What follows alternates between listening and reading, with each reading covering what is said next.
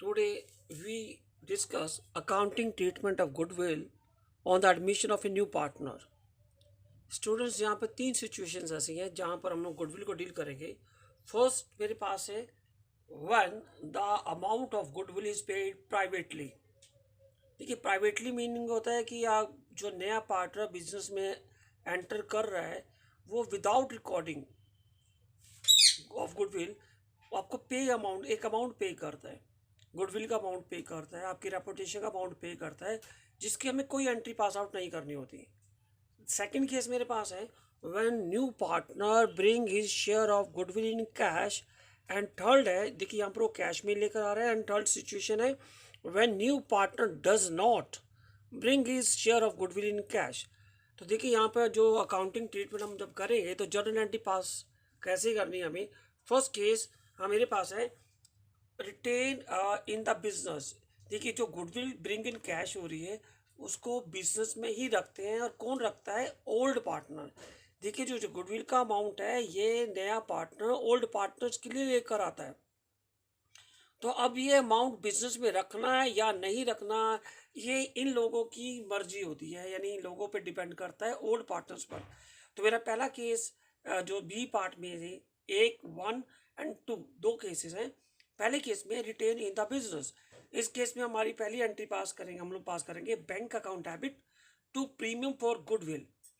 देखिए जो कैश में आ रहा है तो बैंक ये नेचुरली कैश दे रहा है हमें, कैश और बैंक एक ही बात है. प्रीमियम फॉर गुडविल, तो ये प्रीमियम किसका है? ये ओल्ड पार्टनर का है. तो सेकेंड एंट्री जो बनेगी premium for goodwill debit to old partner sacrifice ratio. देखिए यहाँ इंपॉर्टेंट चीज क्या है? Sacrifice ratio. तो सैक्रिफाइस रेशो आपको पहले निकालनी आनी चाहिए, तभी आपका ये ट्रीटमेंट सही बनेगा, अदरवाइज नहीं बन पाएगा, नहीं एंट्री सही नहीं होगी आपकी.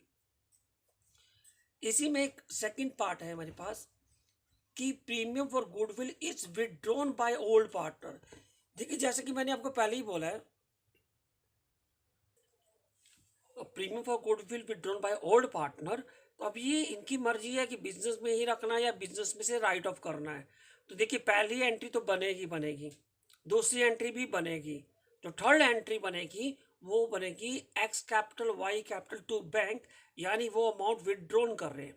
देखिए ये फुल अमाउंट भी विड्रॉन कर सकते हैं, 50% भी कर सकते हैं, 75% भी कर सकते हैं, डिपेंड करता है क्वेश्चंस के अंदर. तो आप एक चीज माइंड में रखेंगे, अगर रिटेन इन द बिजनेस है तो ए और बी एंट्री है, अगर विड्रॉन वाली एंट्री भी है तो आपको ए बी प्लस ये सी वाली एंट्री भी पास आउट करनी होगी. एंड अगर हमारा थर्ड केस क्या है कि when the new partner does not bring his share of goodwill in cash, वो कैश में नहीं लाता, तो देखिए पहली एंट्री तो बनेगी नहीं. जब वो कैश में नहीं आया तो एंट्री तो बनेगी नहीं, लेकिन अमाउंट तो आज नहीं तो कल मिलना है, तो उसके लिए हमारी एंट्री क्या बनेगी? Z new partner current account. क्या लिखा है मैंने यहाँ? करंट अकाउंट लिखा है. And to X and to Y again sacrifice ratio. तो इस केस में भी हमारे पास एक यही एंट्री बनेगी, थर्ड भी नहीं बन सकती, क्योंकि जब वो कैश में नहीं लाया तो विड्रॉल भी नहीं हो सकती. आपको ये कंसेप्ट आई थिंक क्लियर हो गया होगा. देखिए जो नेक्स्ट टॉपिक है, टॉपिक मीन्स एक नेक्स्ट पार्ट भी है गुडविल का. When goodwill already appear in the balance sheet, यानी बुक्स और बैलेंस शीट एक ही बात है. देखिए ये दोनों केसेस में हो सकता है. When the new partner bring his share of goodwill in cash और डज नॉट इन कैश, दोनों केसेस में अगर ये एंट्री भी हमारे पास आती है तो दोनों की एंट्री सेम होगी हमारे पास दोनों केसेस में. बुक में जो गुडविल पड़ी है वो ओल्ड पार्टनर की होती है, इसलिए ओल्ड पार्टनर इसको राइट ऑफ करेंगे. Old partner capital account debit to goodwill. देखिए यहाँ पे गुडविल वर्ड यूज करेंगे और हम ओल्ड रेशियो यूज करेंगे, क्योंकि ये ओल्ड पार्टनर की बैलेंस शीट के अंदर है. ओल्ड पार्टनर ही इसको राइट ऑफ करेंगे इन ओल्ड रेशियो के अंदर. Now is the time to take some questions. First illustration 21. A and B are partner in a firm sharing profit loss in the ratio of 3:2. Their capital 180, 140 respectively. They admit Jad in a partnership on the condition that he will bring rupees 67,500 as goodwill and rupees 1,50,000 as capital, and will get 1/4 share in profit of the firm assuming that the capital and goodwill have been brought in cash, देखिए brought in cash underline करेंगे आप, by new partner, pass the journal entry and find out new profit sharing ratio of partner when goodwill is retain in the form and goodwill is withdrawn by old partner.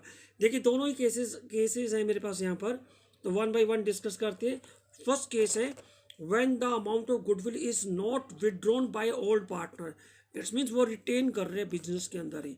तो first entry हमारे पास क्या होगी, देखिए यहाँ पर capital plus goodwill दोनों का amount अगर हम ज्वाइंट करें तो 2,17,500 रुपीज़ बनते हैं। तो bank account debit to X capital account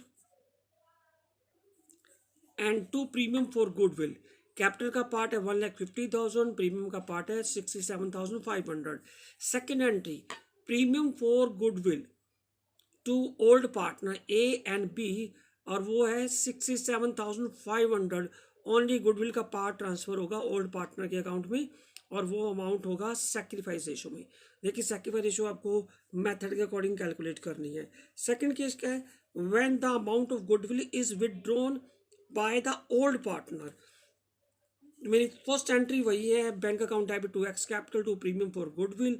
second entry होगी premium for goodwill to A and to B, sacrifice ratio. And third one हमें इसको राइट ऑफ करना है, तो X capital Y capital to bank, business से cash withdrawal हो रहा है तो टू बैंक, ये भी अगेंस्ट सैक्रिफाइस रेशो में ही हम लोग राइट ऑफ करेंगे। स्टूडेंट्स मैंने आपको न्यू रेशो कैलकुलेट करने के ऑलमोस्ट 6 केस बताए हैं। अब क्वेश्चंस क्या है, क्वेश्चन हमारे पास डिफरेंट है, और सब सैक्रिफाइस रेशो निकालने के मेथड की वजह से बहुत सारे क्वेश्चंस उन्होंने बनाए हैं। कंसेप्ट वही है, एंट्रीज वही है, सब सैक्रिफाइस रेशो के पॉइंट ऑफ व्यू से क्वेश्चन बढ़ाते जा रहे हैं हम लोग। देखिए नेक्स्ट वन है 34, प्रीमियम ब्रॉट इन काइंड। देखिए जो प्रीमियम है हम ज़रूरी है वो कैश में दें, इन काइंड भी हो सकता है। Let's take question number 34, A and B partner है, 7:3 रेशो है, C1/6 के लिए पार्टनर हमने बनाया, और न्यू रेशो भी हमें हमारे पास है 13, 7 एंड 4, यानी ओल्ड भी है न्यू भी, आप सैक्रिफाइस रेशो निकाल सकते हैं, old minus new ratio. C contribute the following assets toward his capital and his share of goodwill। देखिए जब नया पार्टनर आ रहा है वो ज़रूरी नहीं है कि सारा अमाउंट कैश में लाए या कैश ही दे, वो इन काइंड भी हो सकता है।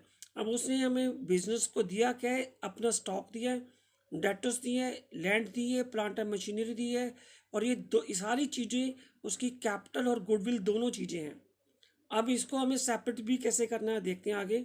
On the date of admission of C, the goodwill of the firm valued 7,50,000, record necessary journal entries। देखिए एंट्री क्या बनेगी, stock, debtor, land, plant and machinery account debit to C's capital and to premium for goodwill. देखिए जो total amount मेरे पास है 460 का है। अब इसमें से कितना पार्ट हमारा गुडविल है और कितना पार्ट कैपिटल का है, तो हम लोग देखिए गुडविल के लिए मेरे पास गिवन है 7,50,000 फॉर्म वैल्यू गिवन है। इस 750 में से हम सी का शेयर निकालते हैं तो 1,25,000 है। देखिए 460 का जो अमाउंट मेरे पास टोटल है, इसमें से 125 अगर हम माइनस कर देते हैं तो 335 मेरे पास कैपिटल निकल जाएगी। ये कैपिटल का पार्ट है और ये हमारा प्रीमियम का पार्ट होगा। तो premium for goodwill to A capital to B capital हम सैक्रिफाइस रेशो में ट्रांसफर कर देंगे। तो यहाँ दोनों को यहाँ सेपरेट भी करेंगे हम लोग, कैपिटल और प्रीमियम को। देखिए when goodwill already appear in the books in now take question number 35, A and B are partner 3:2, the admit of S in a new partner, और नई रेशो भी हमारे पास गिवन है, ओल्ड भी गिवन है, न्यू भी गिवन है। अब सैक्रिफाइस रेशो निकाल सकते हैं। S brought ₹1 lakh for his share of goodwill, और goodwill already appear in the books. देखिए जो S है वो तो लेकर आ रहा है 1 लाख रुपीज़, लेकिन गुडविल ऑलरेडी अपीयर है बुक्स में, वो 60,000 की है। वो किसकी होगी, ए एंड बी की। तो मेरी फर्स्ट एंट्री यही बनेगी, A capital account debit, B capital account debit to goodwill और ओल्ड रेशो में, इनकी ओल्ड रेशो में हम इसको राइट ऑफ करेंगे। अब नया पार्टनर है वो 1 लाख रुपीज़ लेकर आ रहा है, तो हमारी एंट्री बनेगी bank account debit to premium for goodwill.